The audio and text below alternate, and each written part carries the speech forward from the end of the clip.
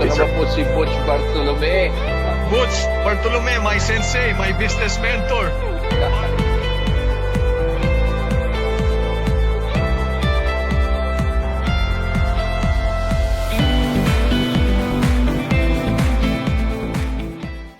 Hi, good morning, good afternoon. Butch Bartolome of the Business Mentor. Alam nyo ba ngayon ay meron tayong isang bisita o isang kaibigan na talagang nagpursigi ang pangalan ng kanyang negosyo ay Spa de Loco.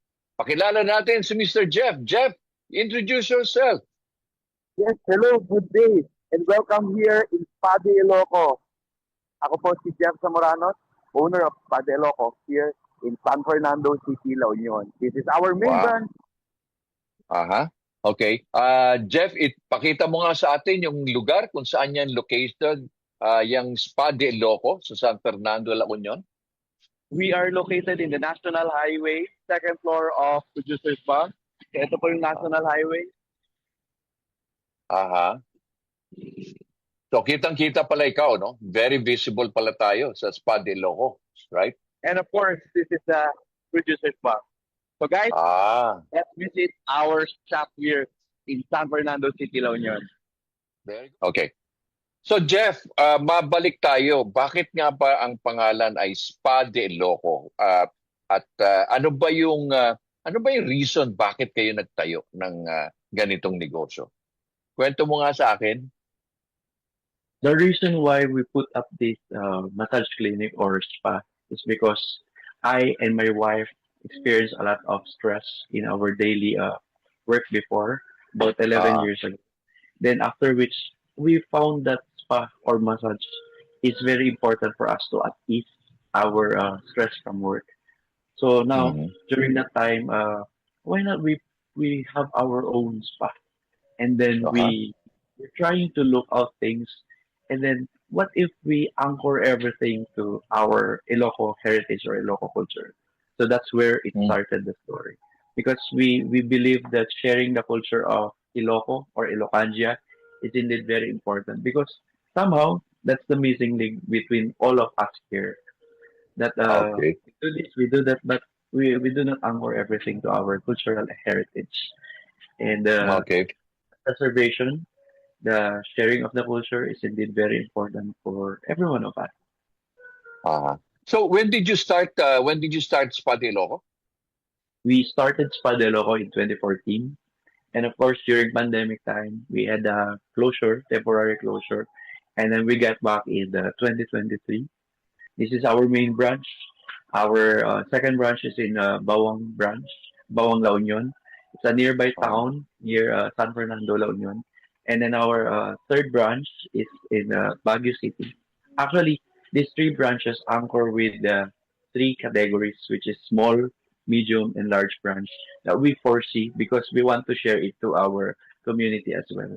To our community, they want to build up their own spa that probably they would consider also having this kind of cultural heritage spa in their own area.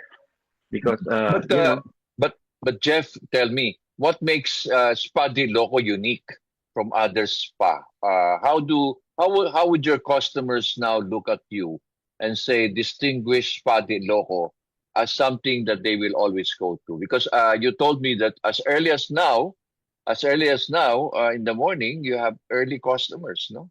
What makes them come to you? Spa de Loco has its values that authentic. When we say it's authentic, we anchor everything to our culture. And of course, it's quality. Ayaw namin kasi yung basta nagpamassage ka, ayaw namin yung hindi ka talaga marirelax. This one is talagang full relaxation that you would really experience. Then of course, our team here, they really have this great collaboration and teamwork as well. So very important for yung mga values to really apply the concepts of Spa de Loco. And at the same time, the unique proposition that we believe is that we anchor it to our culture. Second is the inclusion of our PWD community. And then third is that when we talk about this massage, we have this personalized and customized spa packages with them as well. And then of course, Spa de Loco is also partnered with numerous agencies national government agencies, non-government agencies, and at the same time with different hotels, transients, and at the same time villa here in the province of La Union and in Baguio City. So Wow. we So with since 2014 and now you're operating 2025, you're now entering 2026. How would you now look at the growth of Spa Di Loco? What are your plans, Jeff? we're very happy to share that Spadeloco right now has about 96 to 98% rating from the Facebook across the three branches with over 400 reviews also. So we Uh, have incorporated also some Google reviews, and we believe right now that Spadero is really topping La Union, and at the same time, nasa top 5 na po tayo sa Baguio City.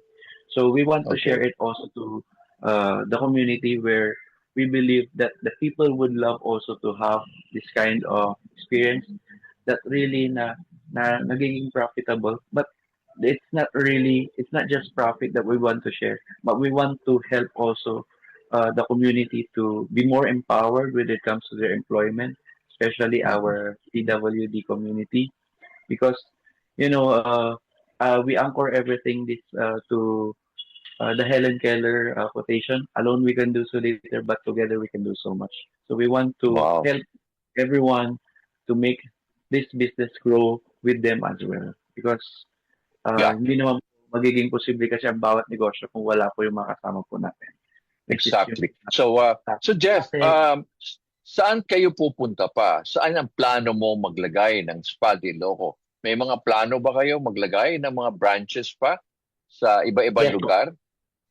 Spa de Loco still envisions to have more branches and at the same time to share it with other people through franchise program. So Ah, we okay. we that these plans will be having in the north, central, and probably in the Metro Manila as well in the next months to come. Sa atin yung ating team, isang team mo na PWD. Anong pangalan niya, Here's Jenny, Jeff? one of our team members here at Padeloco. And of course, our beloved member of the family that's also part of the CWD community. Jenny, Oh, would you Ken. All right. Thank you, thank you. And paano siya natuto ng massage, Jeff? How did she learn? Can you ask Jen? Can you ask her? Oo. Paano siya natuto?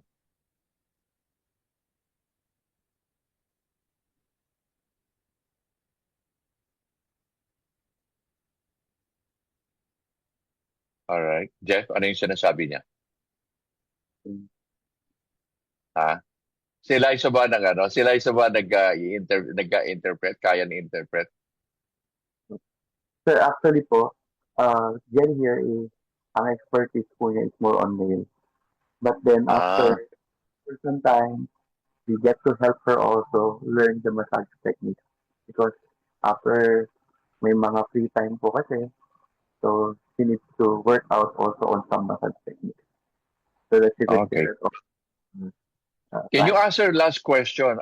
Is she happy with what she's doing, helping and working with Spa de Loco? Are you happy with Deloco? Okay. Now you're franchising. Ano ba ang mga locations ang gusto mong lagyan this year, no? 2026 na tayo. Ano ba ang mga target na nearest location aside from La Union? Our nearest location na target po natin is basically in Ilocos area, Pangasinan, Tarlac, Pampanga, of course, Isabela, Vizcaya. And later on, of course, yung Cagayan, susunod na rin po yung ating Cabanatuan or Nueva Ecija area. And later, we would like to achieve also to have Zambales, Subic, and Metro Manila. Wow, So, that's good, ah. So talagang mukhang dadami tayo sa Spa de Loco. Sige, last word, Jeff, doon sa mga gusto maghanap ng negosyo, ano ba talaga ang tip na pwede mong bigay, no? Kasi you're also an academe, you're an entrepreneur. Ano ba yung one tip na pwede mo ibigay doon sa mga naghahanap ng negosyo? Ako, ang perfect tip para po sa lahat po ng gustong maging entrepreneur is that sipag lang, grind lang ng grind kasi we never know what the future likes to us. Because after all, I always believe that God will always give us mercy also and blessings. So, pag sipagan lang po natin, so yung sipag po natin talagang may kahinatnan po yan na magandang taga later on. So, Yan, after very all, good. Oo. yung purpose very important kasi. Kasi kung wala po Oo. talaga yung purpose mo, you cannot really make meaning. Kasi isa nga, pag nakikita mo yung purpose mo kasi yun yung direction mo, you have to work on it. And we want to really share it sa culture, sa heritage po namin, sa community, sa business, and at the same time sa PWD community po natin. So, sa Correct. mga Jeff, sa So, mga interested, saan ba kayo makokontakt? How can they contact you? So, sa mga interested po dyan, you can just contact us through our official Facebook account, Padre Loco Main, sa Facebook po. Just see us there.